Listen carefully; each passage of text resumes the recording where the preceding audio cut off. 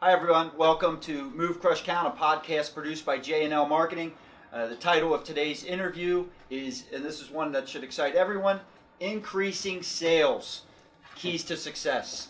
And so we've got a special guest here. My name is Scott Joseph. We have a special guest here today with us, Paul Lynch from the DePaula Auto Group. And what I like, it's one thing to have a show that talks about increasing sales, but I like it when we bring on people that can talk about it and have specific examples and an incredible track record. He's actually increased in certain segment 5 times, multiplied sales. I want you to think about that. We'd all like to multiply sales by 50%. This is 5 times growth in sales. And so we're going to get into the specifics of how he got started on that. He's an expert on it. A lot of knowledge, and so he's graciously agreed to come and do this interview with us and share that knowledge and experience. So let's welcome Paul Lynch. Scott, thanks for having me. All right, it's our pleasure, believe me. And so, you know what, let's just jump right in, get to the questions. Before I get into the specifics, all right, let's start off. I want people to understand your background because you're in auto now, but that's not where you started. So give us a little bit about your history in terms of your background, your education, and stuff like that. I went to college, and in college I was a criminal justice major. I always wanted to be in a police department or state police or something like that, FBI. So I graduated college, and I worked in a pizzeria, believe it or not, throughout my whole high school career. And I went back and started working there, looking for my first job, taking all these tests and getting on waiting lists and things like that. And then one of my friends interviewed for a job in a dealership, actually, and he got the job. The dealership happened to be hiring 8 people at the same time. They used to hire them in packs. So he got the job, and he's like, why would you want to continue to working at the pizzeria while you're on these waiting lists? You know, come down. I already took the interview. I'll tell you exactly what the questions are. You go in there and just mow right through it. So I did that, got the job, and I came on, and I was uncomfortable at first. There's some people that are, jump right in and they learn on the fly. Yep. I'm more like I want to understand it. I don't want to. I dip my toe in before I cannonball in. So a lot of the other 8, all the other 8 got a lot more success right out of the gate than I did. They were successful. They sold cars and they were creating success, and I was like scared and not having any of that same success. But fast forward time a little bit, 6 months later, there was only one person left. That was me. Yeah. That was in October of 2002. In 2003, I was the salesman of the year for the. What year did you start again? 2002. 2000. Yeah, October of 2002 is when I started. 2003, I was the salesman of the year. And I sold cars for about 3 years there, and then I got out and started doing residential mortgages with HSBC Bank. Yeah. And that was back in that time frame. That was a good time frame to do that. It was really it was very lucrative for some time, and then it led right into the mortgage crisis. But it was very, very corporate, very different from what I was accustomed to, obviously in a pizzeria, and different from the car business that I knew from that time. Can I ask you a quick question? Mm-hmm. My dad was a phenomenal salesperson. He eventually went on to run the store and did very well doing that. And before he did any of that, he actually ran a chili parlor. Mm-hmm. And so when you're saying you worked at the pizzeria, mm-hmm. and he contributes a lot of his success down the line from that the chili parlor experience. Mm-hmm. Was there anything you got from the pizzeria that you feel helped you, whether it's through the mortgage or even in the auto business? I think it just taught me work ethic. It's funny, I never thought I was going to bring this up today, but my mother just sent me a letter. I wrote her a handwritten letter for Mother's Day a couple years ago. Yeah. And she must have pulled it out and read it. She must do that frequently, but she did a couple days ago. She took a picture of it and sent it to me. So I reread it. I wrote it, but I don't remember exactly what I wrote. And in there I said, one of the greatest things that you did was you forced me to get a job when I was 14, 15 years old, and that was at the pizzeria. And that was hard work. It was low income, a lot of hours, yeah. And there was very, very limited staff. Yeah. So you had a lot of responsibilities. Were you talking to customers? Yeah. I mean, everything from cooking all the way. Yeah. I mean, I started waiting tables, but not for very long. And then I got into the back, and at one point I pretty much, other than the owner, I was the main guy in the place. So, there's certain things that have to be done. Every single order's got to be fulfilled, and you had to learn, if you were going to make it, you had to learn how to work. So I think hard work is something that's got to be instilled at a young age, because if it's not, I think it's hard to expect that from people when they're in their mid-20s or something like that, just getting started. Because if you got somebody that started when they were 15, they're 10 years ahead, they're laps and laps ahead. I agree. Yeah.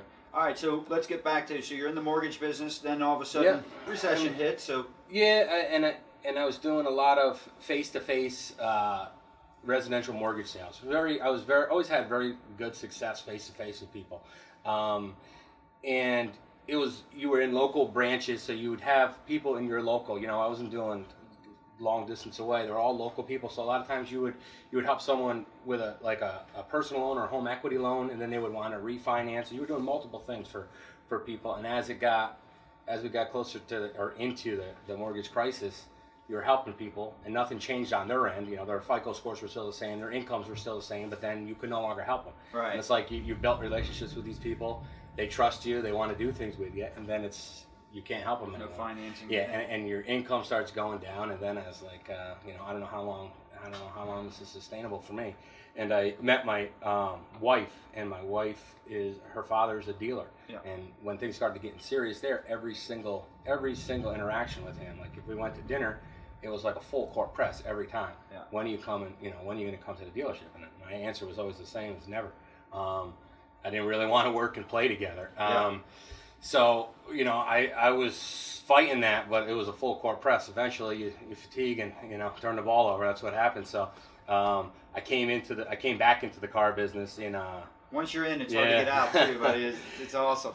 I came back in 2008, September of 2008, and that was right before in a Chevy store, and that was right before the bankruptcy with GM and I came into the finance office. They stopped leasing.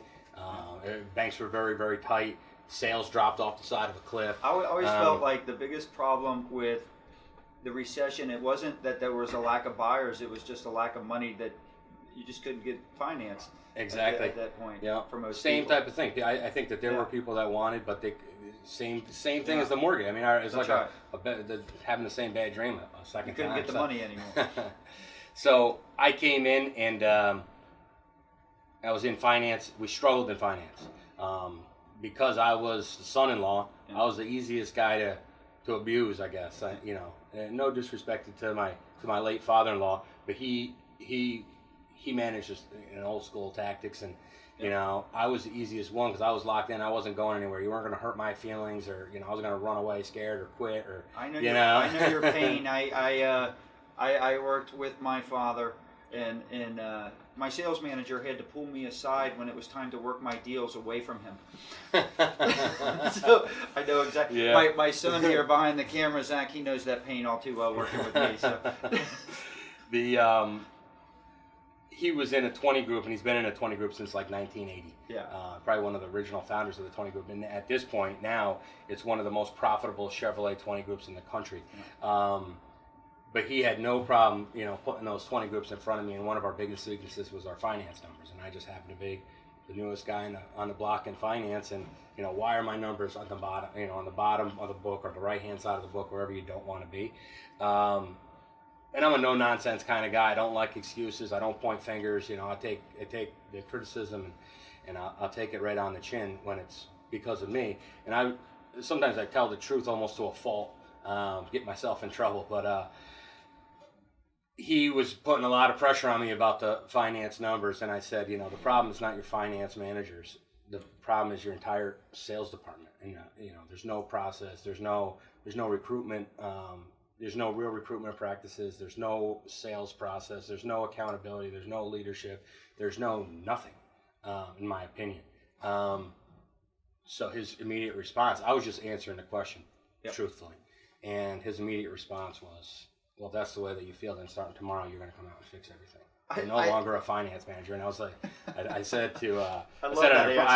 on a previous podcast, I said it was definitely an open your mouth, insert foot moment, because I was like, as soon as it came out, I almost knew what was coming back, and I was like, oh, man.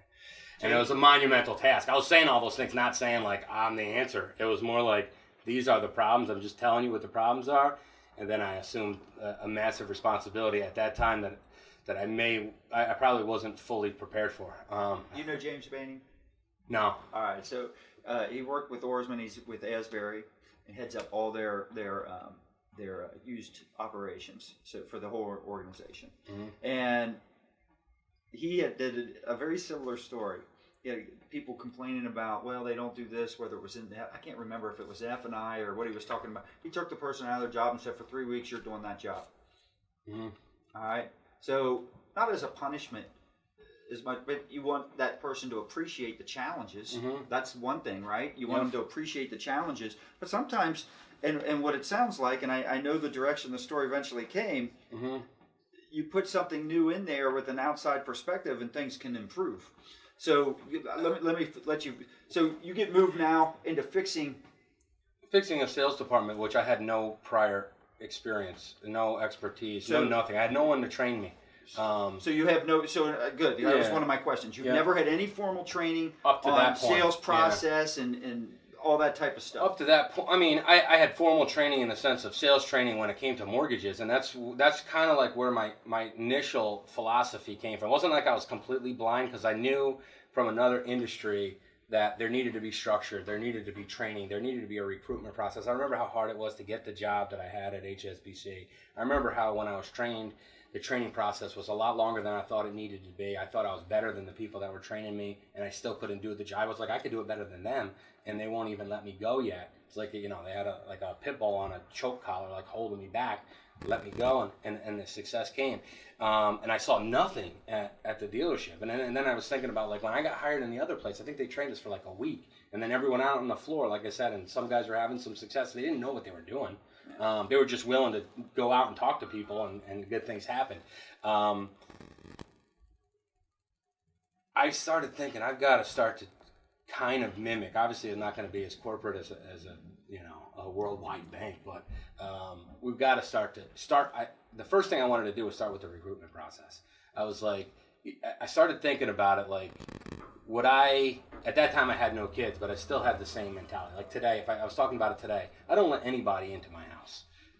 My kids are there, my wife is there. Yeah. That's, I spent a lot of money on my house. I don't just let people I don't know into my house. Right. And I started to feel like, when I took like mental ownership of that sales department, and I started to think, I'm not letting anybody in here. Only the people that are going to wow. So why was that important to you? Because I just knew that regardless in any other industry, right here, if we were sitting here and we were getting served, right? Yeah. Whether that's a male or a female, you may not voice it, but you're making preconceived notions about that person based on their appearance, based on the way that they speak, based on their, do they have proper etiquette, the energy, all that type of stuff. And that's going to more than likely dictate what kind of tip you're going to leave, or if you're going to return again. Are you going to tell other people that about the place or not? And if you do tell other people, is it going to be a positive or a negative thing? So I always are talking about with my guys and with my people, I should say, guys and girls, that we want to hire people that wow you. So I'll get into this probably later, but at this point I do a lot of just the final interview, and I think I need to change that. I think I got to start doing the first interview. But I say, when I'm doing the final interview, don't let people get to me that haven't wowed you. Like, I don't want someone that you think is, obviously if they're no good, I don't expect them to ever get by it. Right. But I don't want someone that you think is okay or mediocre, or they might be able to do the job. You're 50-50, but you're unsure. Can you... Yeah, I want people that you think could be better than you or are better than you. That's what I want. I want people that you're like, wow, like this is someone, regardless of if I ran into them in a restaurant, I ran into them at a hotel, I ran into them wherever, this would be someone that I felt a connection with. I feel like I have a level of trust even though I don't know the person, and someone that I would want to talk to and do business with. So so recruitment was a number one thing. So we put a lot of parameters in. There were no parameters before. It was like, oh, so-and-so, you can come on and start. So, all right, so you got these parameters. Did you document them? Yes. Is there a written out process? Yeah. So, we've got at this point, we've got steps of our recruitment process. So it's like they've got to go online, fill out their application online in an online portal. Then they're going to get phone screening. Then they're going to get set up for a first interview. Then they're going to have do a background investigation. If they've gotten through all that, then they're going to come in for a second interview, drug test. None of those steps existed prior to. So the first thing you did, and we're jumping ahead a little bit here, but the first thing you did, it sounds like, all right, I got to clean up and I got to get organized. We got to have a process, whether it's for hiring. Here's our process for actually selling when someone walks in the door. Is that accurate? Two things at the same time. Yes, on the front end, it was like we're gonna bring a new level of person into our organization, and at the same time, we're gonna start weeding out the bad seeds, and they're gonna start going out the back door, and they're not coming back. They're never getting back in. So, for the people that are listening in the audience that think like you can take over a underperforming dealership or a sales department and change it overnight, it's not going to happen. You can't come in, get rid of everybody, or train everybody to be what you want them to be. You're not going to do that overnight. You're not going to do that in a week or a month. But over the course of time, we would bring in an ace and let another bad seed go. Bring in another ace, let another bad seed go. And over the course of a few years, the whole place is filled with sharks, as far as I'm concerned. And that's something that you can feel when you come in. That's one of the biggest compliments that I get. People are like, when we come into your store, you can feel like a level of energy or excitement. It's different than other stores. You can't really say exactly what it is, but you can feel it as soon as you walk in the door. It wasn't like that prior. And that's amazing, because when I go through different stores, and you can always tell the stores that are ultra successful versus the ones who are mediocre at best the moment you walk in. And it's nothing anybody says, it's just there is a feeling and an energy level that is different, and it is easily recognizable.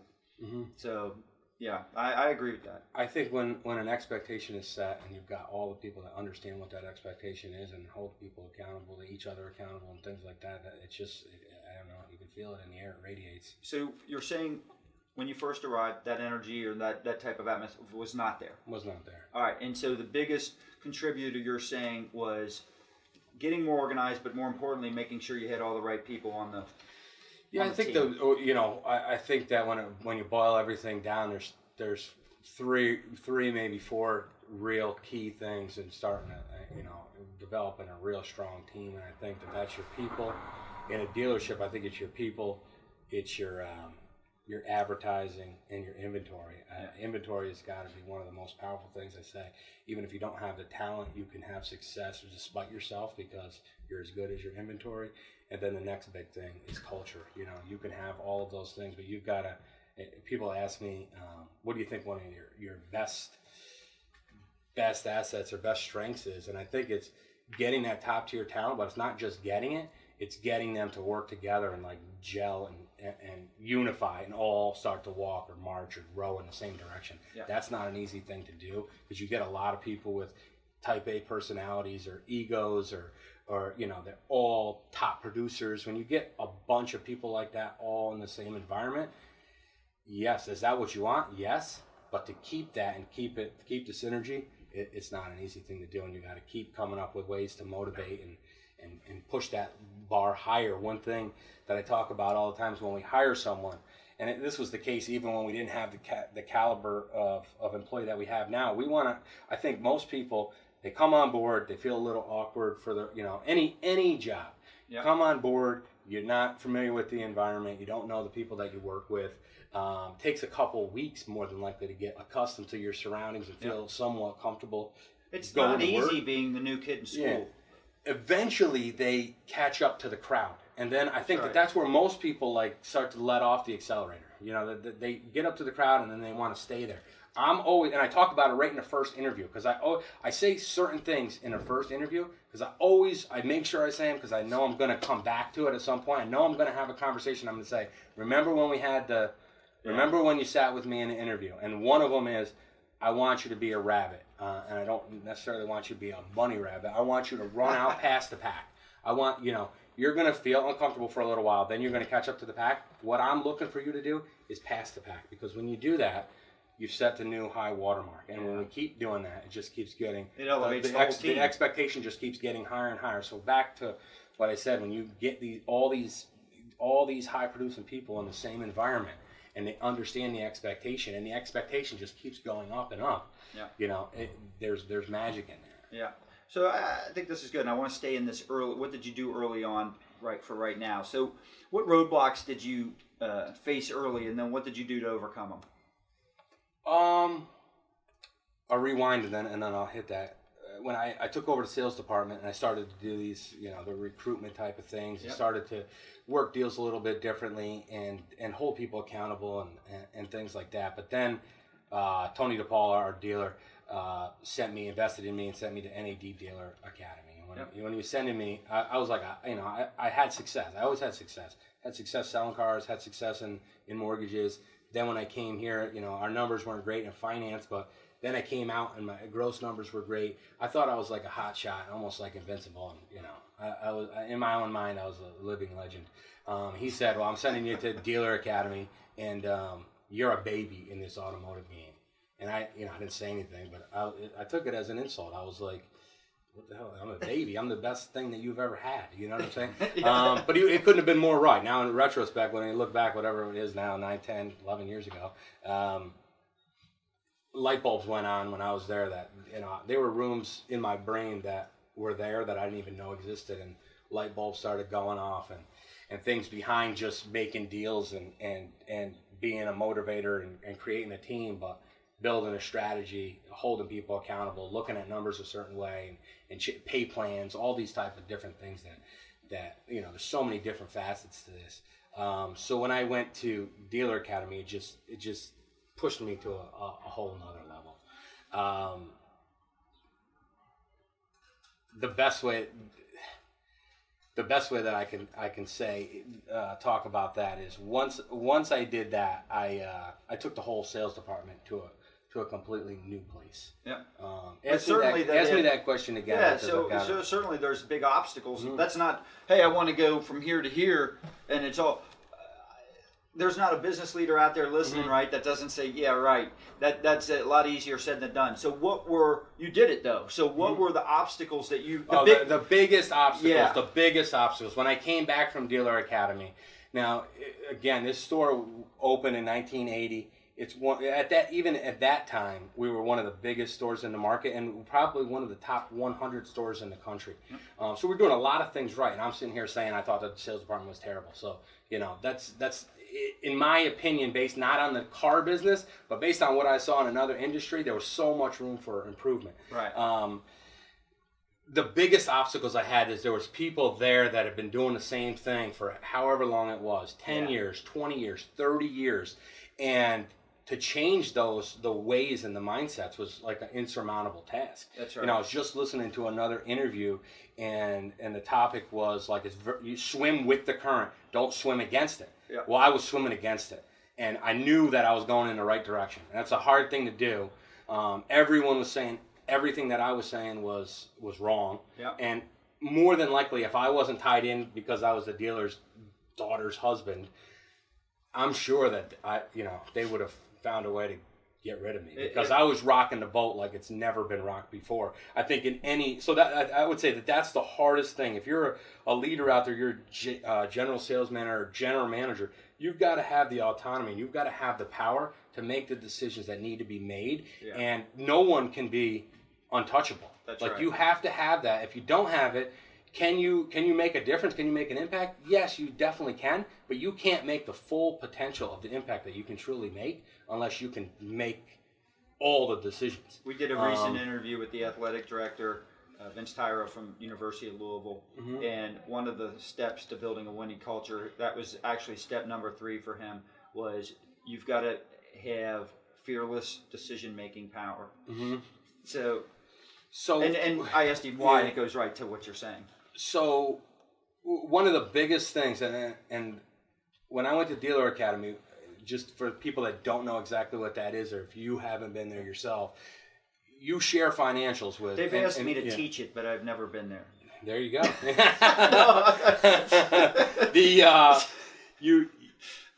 You're in there with For me, I think it was like 45 different dealers. They were all GMs or which is great because you get in so many. You learn more. You learn just as much outside at the classroom as you do in. Yeah. And there's definitely some guys that are very strong in some areas that can help you, and then there's ones that are better in other areas. So it's not just like tag on to one. But when you go there, they put your financials up, and there's nowhere to hide. It's like. Yeah. They're going to go, I don't even know what the exact number is, but there's thousands of different ways that they slice and dice all your financial data off your financial statement. Every department, whether that's new cars, used cars, service parts, body shop, every way you want to look at it, every number down to the details, and they rank it. So there was 45 people in the class. Whatever we were looking at, you would be number 1 or number 45, and really they would start the dialogue and they would teach you the best practices, and these are the things that you should be looking at, these are the things you should be monitoring. But then they would go right to the numbers. Okay, number 1, 2, 3, 4, and 5. Why don't you talk about why are your numbers so strong? What are your processes? What are your pay plans? How did you get it here? What do you look at on a daily basis? What kind of reports are you looking at? Those type of questions. Right. And then they go to where you don't want to go, the bottom 5, and like, why are you the bottom 5 in this group? You guys are all leaders. You're not. There's a lot of stores out there that are not investing in their people, so it's not like you're bad. But amongst these 45 that are sitting here, you're the lowest here. So why don't you tell us where you're struggling? That's not where you want to be. People don't like that. They're uncomfortable. Yeah. They usually try to make excuses or point fingers or say that they don't really know the answer. I think you know the answer. You're just not willing to. You don't have the gusto to let it out. You don't want to embarrass yourself amongst people that are on your level. But when we were there, some of the things that were glaring were obviously our finance numbers were one of them. But the biggest one was used cars. Okay. Used cars, we were losing money year after year, month after month. You saw the big growth. This is where a lot of the big growth. Yeah, it was bad. It was to the point like I have a level of confidence that I carry with me. So I've got an ego. I have an expectation of myself. I have an expectation of my team, and when your numbers are the worst. It was very embarrassing. I was thinking about when I knew where we were going. We've gone over probably 50 other topics. So I knew once we got to used cars, I was going to be on the bottom, and they're going to come to me and say, "Paul, why is your store put numbers up like this? Like, what are you doing or what are you not doing?" And that was just it was humiliating. It's also a huge profit opportunity. Absolutely. So I was thinking, how do I get out of here? Can I hide under the desk or can I go to the bathroom? So let me ask you this question. Why at that time why was your used car situation or department, team, whatever you want to call it, right? Why was it so poor? So let's start there. And then we can move to what you did to fix it. There's so many different things. First, we were doing with a lot of stores we're doing at that time, and I think that there's still a lot. I think there's definitely more than there should be doing right now, where they just take cars in, they don't really have an appraisal process. They don't have educated or trained buyers, or they don't have a framework for a used car buyer that you're going to buy cars in this framework up to this level. Were you overpaying for cars? Oh, well, certainly. Just to get buying deals? Oh, yeah. And then... and for those outside of auto that don't understand that, what that might mean is we could have a customer that comes in, wants to buy a car, has a trade-in, and the dealership wants to sell that so much that maybe they want to get that deal, so the sales manager talks to the used car manager into paying a little bit more than he should for the car. Absolutely. Right? Buying a deal. And they would just take in cars for whatever, no system as far as that, and then they would just have the car reconditioned, go through, inspect to get it ready for retail, whatever that cost, add it to the cost of the acquisition cost of the car, and mark it up by $4,000. We were completely priced out of the market when we looked at our pricing compared to the. Because you're not going to price it lower than what you have it, especially initially. No. So there was no system. Just steamrolls down. So, and I didn't know any of this stuff. Going back to that conversation, you're a baby in this. I just had the inventory, sold it, tried to make a profit, and thought I was better than everyone else. I think that a lot of times I was right with that. But I had no idea that there could be a strategy, and there was really a science to it. Not just gut or this is how we used to do it or I'm a good truck buyer. That's all nonsense. There's actually a scientific formula, and it comes down to basic math, if you ask me. And and we got very, very good at it. When I was at Dealer Academy, Dale Carnegie came in and spoke, and when he spoke... So you've given us two great resources for people, at least if you're in auto, that are great, and that is the NADA Academy, and then now I was going to ask you if you have any mentors or anything like that, and whether you've worked one-on-one with Dale or not, or clearly listening and studying what he had to say serves as that. So go ahead. So Dale spoke, and when he started speaking, I was listening. Like, some guys were going there because, for whatever reason, I was going there on a mission. When I was in high school, I thought I had different priorities, whatever they were, being popular, partying, and nonsense like that. College, very similar. I was never like a top student. When it came to this, I took ownership of it because it was my wife's, my wife's family's business. We were in the process of having kids and stuff, and I wanted to be an expert. So I was completely dialed in. So when he started talking, I was listening, and I felt like, I was the only one in the room. When he was talking, I was like, I started thinking, I can do this better than anybody in the country. And then, like, when I shared that with people, so they were like, you're crazy, you're crazy. You had the right mindset. Yeah. And then I read his book, and then he's got multiple. I think he's got 5 books. Velocity. Yep. I think it was the first one. Then at Velocity 2.0, and then there's been 3. Yep. I think 3 since then. I read those. The first one, my wife told me that I was crazy. I read the first one 7 times. I feel like I know V-Auto better than Dale. And so, I want to bring something up here. Sandy Cerami, who we all know, right? He has a great thing, and that is, and I forget his exact quote, but the point to the quote is repetition is the mother of skill. I think it's right, and so so many people read something once or they hear something one time instead of going back to it and really understanding. So you say you understand this program that helped you on the used cars better than maybe Dale himself because you studied it and studied it until you felt like I've never spoken, other than when Dale was talking about it in the early stages, I've yet to come across someone when I talk to him about V-Auto that I feel like understands it more than me. And I don't think I'm being egotistical there. I really, because there's other topics that I could talk to someone, I'm like, they're a lot more intelligent in this space than me. I have yet to do that. But that was all, once I heard it, I was like, this is an area of weakness for us first. This is humiliating to sit here and listen to how bad we are.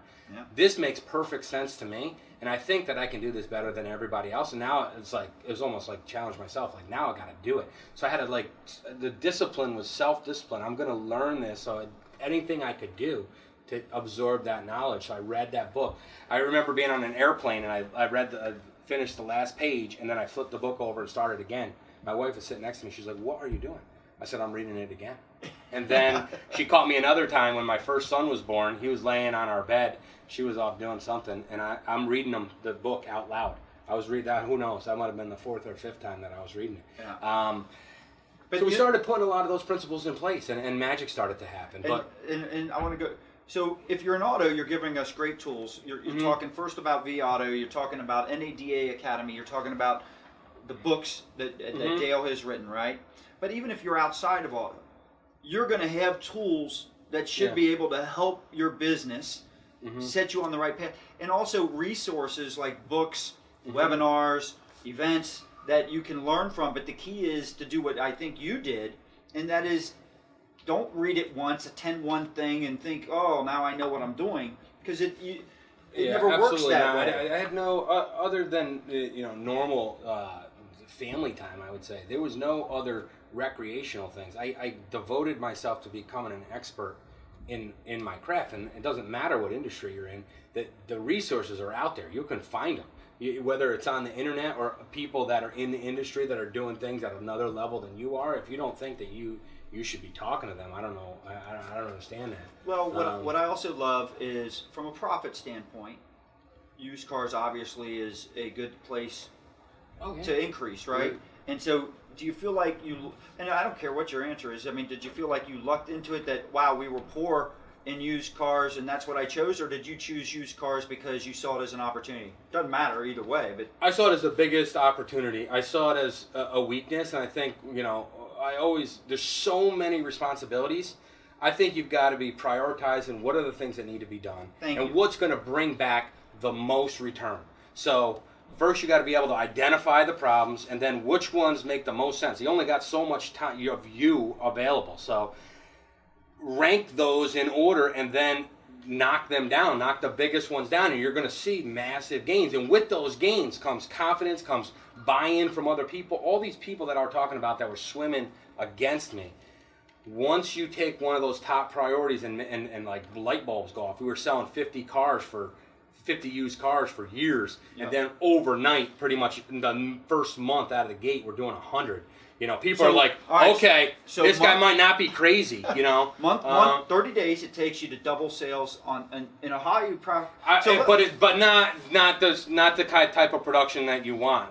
Yes, the volume was there, but there were problems in the inventory. So the hardest thing to swallow is you've got to get all the same thing that I did with personnel. You got a bunch of garbage, stuff you don't want. And you've got to do the same thing. You got to get all of that out and bring in all good. Now you've got an appraisal process, a buying practice, and everything that comes in is bought right. It's desirable. I don't want X amount of cars. I want X amount of the right cars. So if we want 100 cars in stock, I don't want 100. I want 100 of the right ones. And if we have 80 of the right ones, I'd rather have 80 of the right ones than 100 with 80 of the right ones and 20 bad ones. I don't want the bad ones. I want no bad ones. And so this right ones, I'm going to take to a couple different levels. And so you're talking about the right inventory, meaning what people actually want to buy, that your customers are interested in buying, but two, being in them right. Yep. All right. So that's two things. But the right ones also goes back to, all right, I want to increase sales. I want to increase profitability. I need to choose the right thing I'm going to focus on. And that's what you alluded to in terms of prioritizing, and you prioritize the used cars. So I love that. Used cars first. All right. So big thing early on, you wanted to prioritize. You talked a little bit about the tools and some of the mentors. Now you told us it took you 30 days to jump it. So now walk me through this first month to how in the heck do you go from 50 used cars? How many are you selling used cars average now a month? It's like 225. All right. So almost 5 times the amount of used cars. And for the dealers out there, they're sitting there and the cash registers should be going off in their brain, because probably a lot more gross than increasing 5 times your new car. All absolutely. Right? Yeah, absolutely. Well, the thing with used cars is it's affecting a lot of other departments. New cars is going to affect new cars and finance terms and things like that. But used cars affects the service department, affects the parts department, a little bit of the body shop and the used car department and finance. So I talk about this in so many different areas, but a rising tide, raises all ships. You raise the used car department, you raise the whole level of the store. That's right. Period. So that was a clear picture in my mind. It was a weakness. I didn't know that we would, go 5 times. I still think at this point there's a lot more. There's a lot more opportunity there. How many used cars are being sold around you? Nobody sells more than us. No, but they're all selling something. They're all selling something, but there's nobody. You can get it all. You can get it. I say that all the time. I say, if you had my managers here and you let them speak, they would tell you he's irrational because he tells us that we let other stores sell cars. We let other stores sell used cars. Yeah. Because we don't have them. If we had them, they would sell less because they would buy from us because we own them better, we merchandise them better. We recondition them better, and the experience when people come in is just better. Our people are better. Everything is better. If you're in them right and you've got the right mix, then you shouldn't worry about your inventory as long as you've got the traffic to justify that inventory. If you're paying attention to how quick you're turning them, right? Absolutely. And so it also helps you on your marketing with your search. Because the more inventory you have... It helps your new cars because you're getting more exposure. You're getting more eyeballs on your inventory. They're getting to your website. That's right. You're either going to... If you're doing search marketing or used. Just get more people to the party and good things are going to happen. That's right. All right, so let's switch gears a little bit. Yeah. All right? Because this is what I think will appeal to most of the audience out there. Let's say you got to go back in time to the beginning. Let's take you back to the NADA when you started attending that and got introduced to the Dale Pollock and started reading the books. If you had to start over again and increase this, how do you get there? What would you have done differently? What would you have done more of the same? In other words, the goal is to get to the end result quicker. more efficiently and more profitable. So I'm going to leave it wide open for you. Different, same, the whole thing. What would I have done differently? At that time, I reported to my father-in-law, who was the dealer principal. Him and I didn't necessarily have the same exact vision. You know, he invested in me, but one of the things that I would have done if I could have at that time, now that, you know, I call a lot of the shots myself, developing the top tier people more and faster, and investing in our people more, because I needed more Paul Lynches. I needed more people that their brains was fully developed the way that I wanted them developed, and able to walk and talk and believe the philosophy to their core the way I did. Now, I did that. Over time, I would develop the people around me, but I think it could have been done a lot faster. And a lot of times you can do it yourself. You could do it like one at a time. Like if I could have taken a couple, like our new car guy or used car guy, and sent them to Dealer Academy, or sent them to maybe the week of Dealer Academy that pertained to them, or any more formal training, I would have done that, because, you know, the more, it's just a multiplication factor. The more people that you have speaking and doing the same things, the quicker and faster things are going to happen. So I think it would have been more people development, especially at the top, because it all travels down.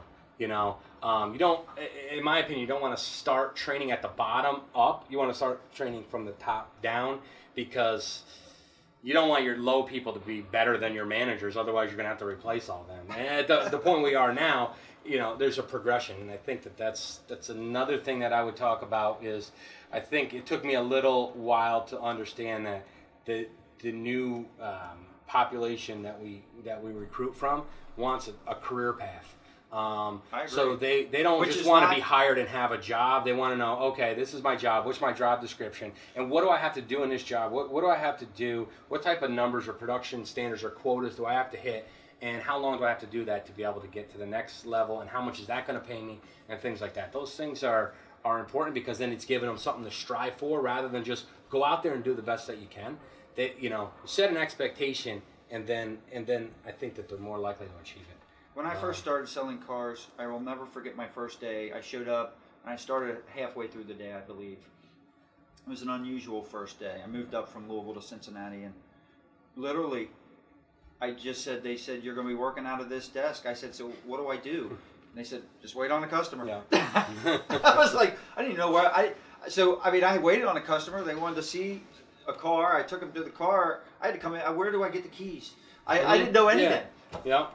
I mean, that was literally how it started. Unfortunately, I think that's still pretty prevalent in the industry today.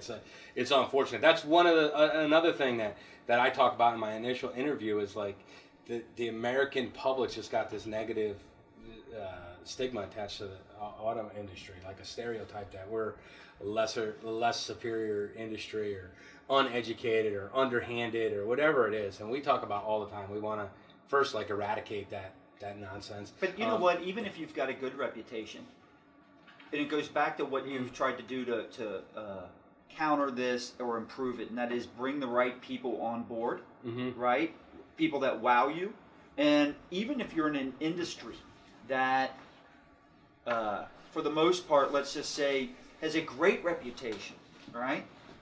The challenge for that becomes even greater, because you're now competing against other companies where that's a top priority for them, right? Oh, yeah. The bar, it doesn't matter what industry you're in. Bringing the right people on and really having that be a key focus, it comes up repeatedly in these interviews. And I think that's something. Let's go to that. So where do you... Talk to me about how you talked a little bit that you would have developed your team better initially, or made that a bigger focus earlier on, instead of when you started doing it. What are you doing now that people could do earlier to help build that culture or develop people better? I've got certain people, with the growth and with the volume that we have. If you've got a small store, it's probably going to be a little harder, because people got to do a lot of different things. I've got guys that just focus on certain things. So once I give them, like, a clear area of focus, let's say like a new car inventory guy, he's dialed in a new car inventory alone. He's not a guy that's working deals on the desk, doing follow-up with salesmen, worrying about how the cars are parked on the lot, and ordering inventory. And if you've got a guy in your store doing that, he's not going to compete with my guy, because my guy is analyzing data, and he's focused just on new car inventory alone. Yeah. And I think a lot of places focus. They have, they pay a manager and they want to keep their personnel low, so they try to like have the least amount of people. You may be able to pay people a little less, but have more of them and have them focus in certain areas. And I think you can dial them in at a level that other dealerships can't compete. So talk to me about, you want to have the right people, but you hire them in. You want those people, or those employees, to be fans and really project out the type of culture that you have, right? To raise that energy. What do you do? I would tell you that we hire based on personality and drive. Personality and drive. Everything else, I or our team can train. But how do you continue to grow it once they're there? Once they're there, like I said, what are some of the things that you do specifically at that store to improve the morale, the culture of the store? Well, I could talk about the Lions Club dinner. It's a recognition dinner. So again, we prior to having this dinner, I feel like in a sales department, it was always like, who's the guy that sells the most cars? He's the best salesman. Yeah. I think that's nonsense, because I don't believe that for a second, because I think there's a lot. Here's your trophy. There's a lot. A sales manager that's not educated, not formally trained, high-fiving and giving that person house deals and things like that because they sell the most. Yet they may have the lowest closing percentage. They may have the lowest gross profit, the lowest. So we came up with key performance indicators. Everything comes back to numbers with us. So, and I'm not worried about one number. I'm worried about what are whatever we're looking to measure. We want to have like 4 to 5 at minimum key performance indicators, where we don't want you to be great at one. We want you to be great at all. Because when you're great at all, there's no way that you can't be successful here. And by the way, is there anything, in your opinion, that builds a culture better than success and winning? No, success, winning, and learning. Because I think when people truly have a passion for learning, they get the energy and passion starts to, they get excited. They're not just excited about, oh, I'm going to have a big week, I'm going to get paid. It's like you're getting excited because you're learning more. I had that feeling when I went to Dealer Academy, like, that aha moment, like, oh my, I can't wait to start. I didn't know that this even existed. Now I understand it. I know where the opportunities, weaknesses, and things are, and now I'm going to go do it. There's an excitement there. So I think that on a smaller level, depending on what position we're talking about, but I think that when the energy and the passion is there, magic happens. All right, so you've turned this around. You've increased sales 5 times. We heard about the tools, the resources you used to do it, the dedication you did to it. But now we're in modern day, right? And so what are you doing now? I'm going to assume you're not status quo, just trying to stay where you're at, right? You're trying to grow. All right, so you're the VP of sales and marketing. Yes. Right? And so your job, from what I understand from that title, is to increase sales. And to do it, your job is to improve the marketing and increase sales. So, all right, so where do you get your information now? What do you turn to constantly improve yourself? We're in 2 different 20 groups. We're 2 different 20 groups. One is all Chevy dealers, like size, so larger Chevy dealers from throughout the country. Yep.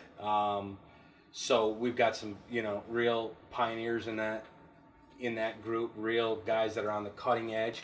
And again, there's certain guys that are real strong in certain areas and guys that are strong in other areas. And at this point, I've got the means to make a lot of these decisions. So when we see an area of weakness or something where we're struggling or we're mediocre, we know, now I've got the lifelines, and I got the ability to either make phone calls happen, video conference calls, or take my people and send them to their store. So, I mean, that's one thing.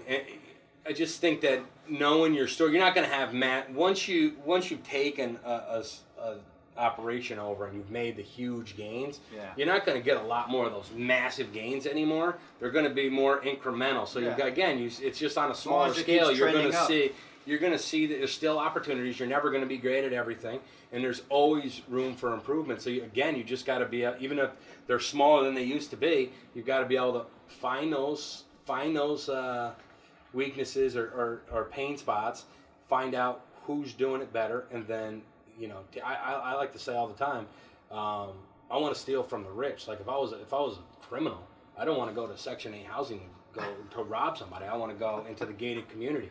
There's such in this industry, in this specific industry, there's been so much of a shift with technology and online presence and digital advertising and things like that, with most dealers were not well versed in that. Yeah.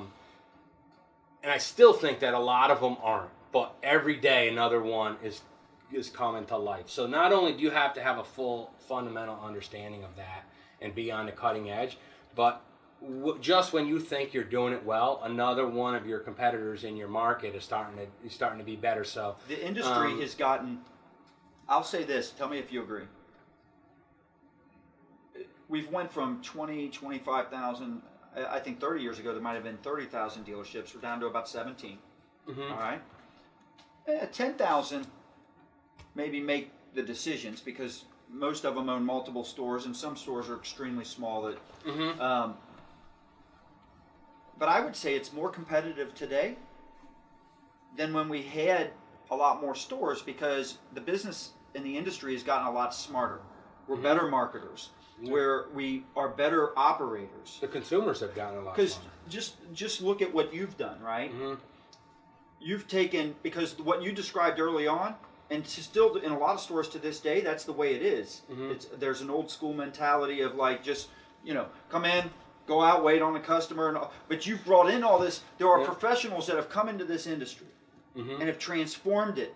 And it's no longer just show up and wait on a customer. Yeah, they see massive inefficiency. They don't have any preconceived notions of the industry. They just look at, how do I want to buy a car? What would be a perfect ideal buying experience for me? And then they look at what the options are now, and they're like, oh my God, that's a disaster.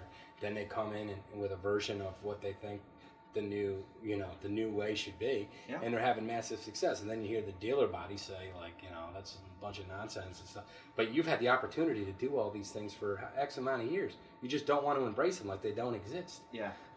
Another reason I say I think it's harder is, you know, you specialize in advertising, marketing and advertising, right? In automotive, I think it was all traditional when we rewind time a little bit. So there's very, limited. You got radio, print, TV, and I'm not sure what, billboards and stuff like that. Yeah.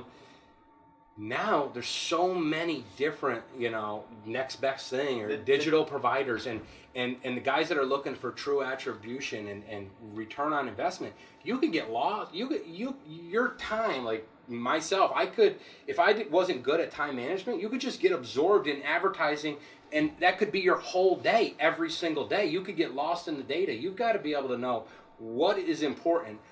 What should I be looking at? How much time should I be putting on it? Because if we were talking about TV, radio, and print, I think I could have that conversation with you one time a week for an hour, and that would suffice. Well, when we first started, we would compete on the J&L side. We would compete with the dealer's time with maybe 5 or 6 vendors. Mm-hmm. I'm dealing with 25 to 35, and it's not all direct competitors, but we all overlap a little bit.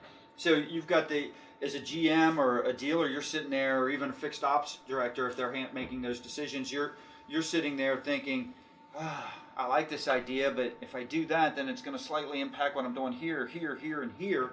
And so sometimes it's hard to make those decisions. Plus, you don't have, like you just said, you don't have the time to talk to 25, 35. Or reps even. I remember talking to my dealer and saying, like, we've got to do something here because all my time is getting eaten up by advertising. Like, what advice would you give to people to improve their time management?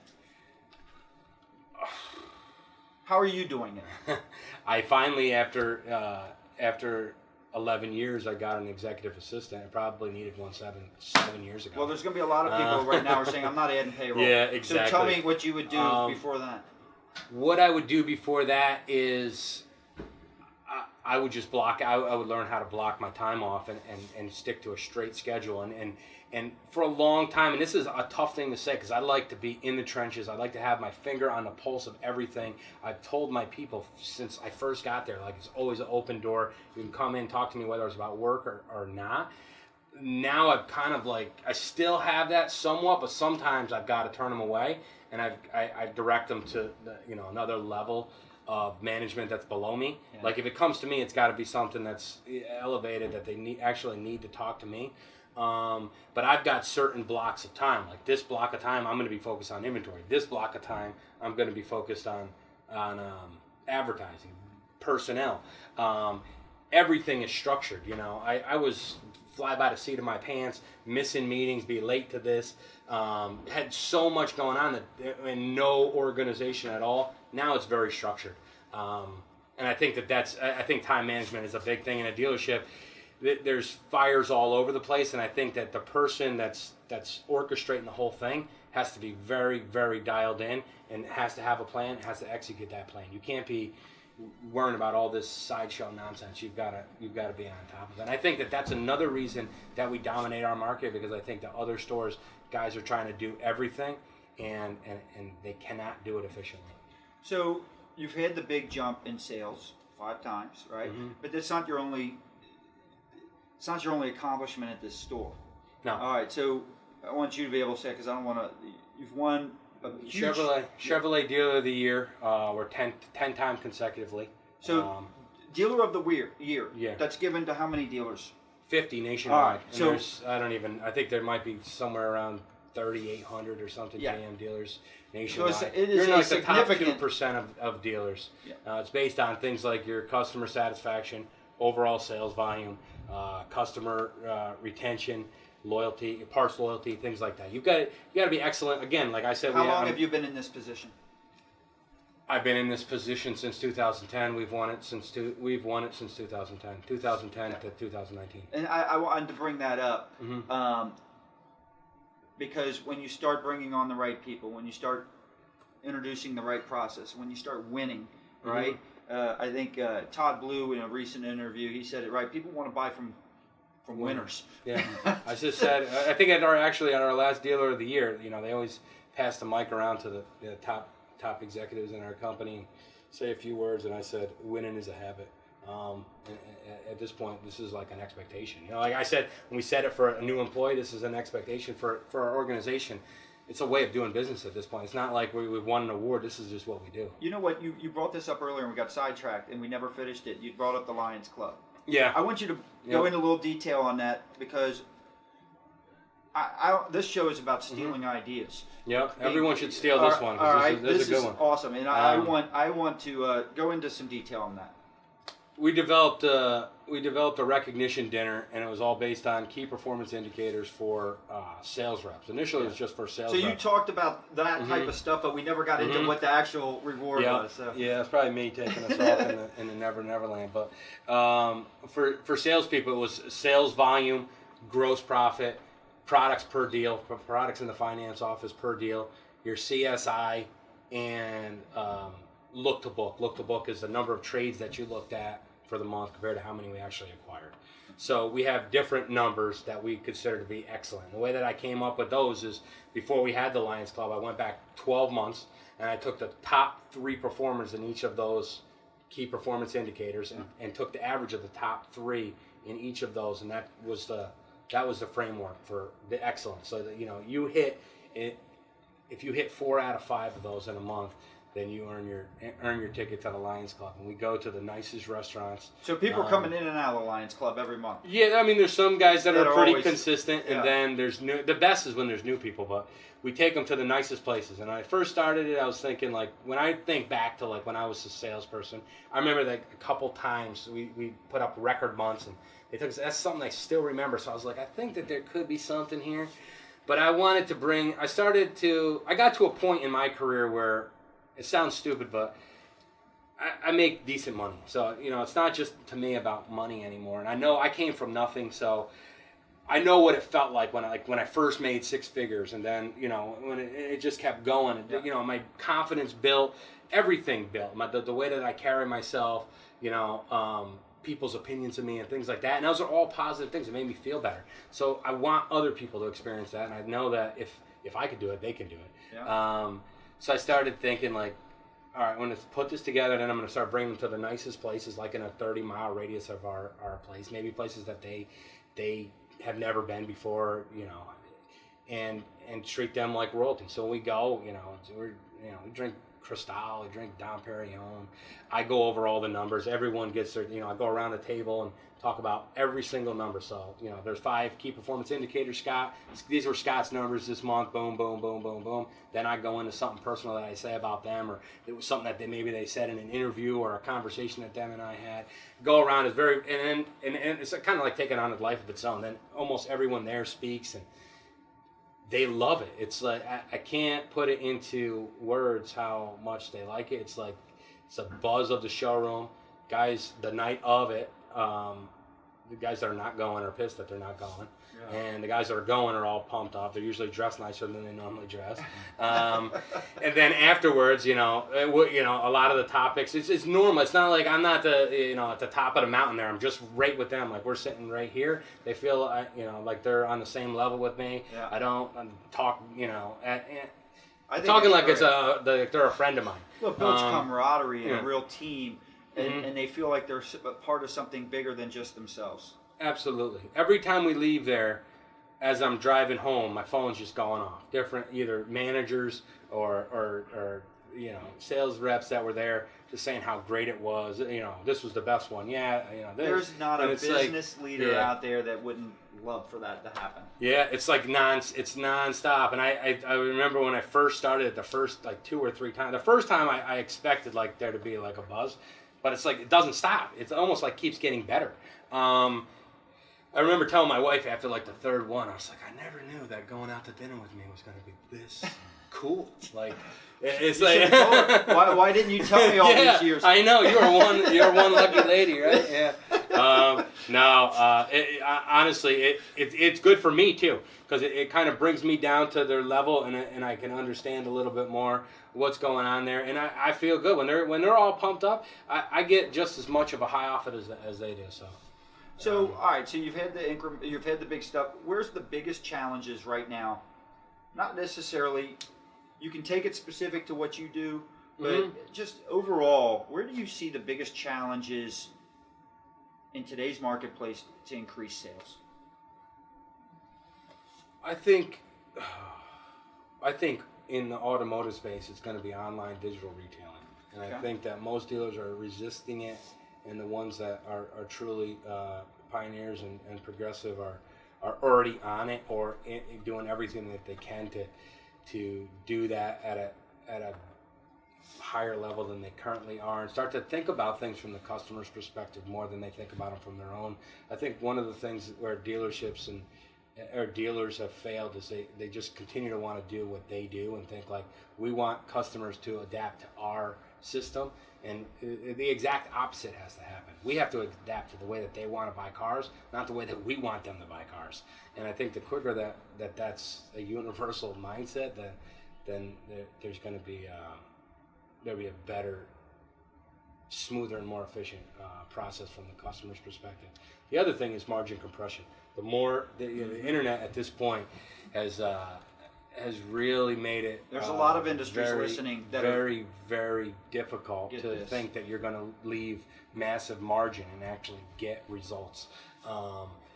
At this point, you need to be in the places where people are. You need to be there with an aggressive offer, and then when they select you or they think they've done the research and you're the place that they want to go, you need to deliver at the expectation that they have. And I think that's a shortcoming. And I think more and more we've got to cater to their needs. So bringing cars to them. These companies like Carvana and Vroom and things like that are out there doing these things, and it's almost like instead of just hating on them, you got to look at what they're doing, and then, like I said before, on a smaller scale, we do it with other dealers. Look at what they're doing and do it better than them. Embrace the opportunities.